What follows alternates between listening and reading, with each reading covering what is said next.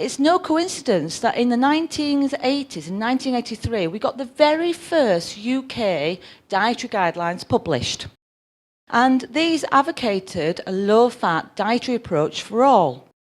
Are you aware of those dietary guidelines? Yeah? And have people managed to reduce their fat as a result of these dietary guidelines? Any comments on that? Yes, so we've got one yes here, one no there. So obviously there's mixed opinions there. Were you aware that these dietary guidelines were published without any evidence that a low-fat dietary approach would be effective? And there's been no clinical trial evidence since they were published. Were you aware of that? No? So a common approach then is that we should eat less and move more. But people, what does this graph show?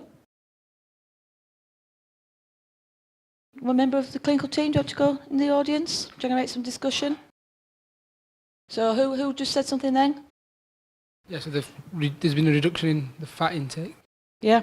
So over the years, since these low-fat dietary guidelines were published, then the total fat in the diet has reduced. The only thing that's slightly increased is the vegetable oils.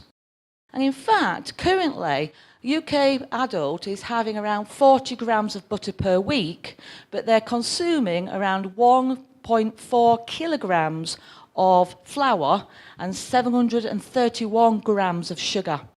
So they're consuming a lot more carbohydrate, even though they're consuming less fat.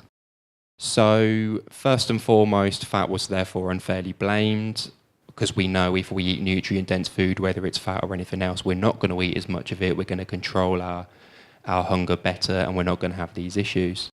Get the tools you need today for a sustainable and healthy lifestyle.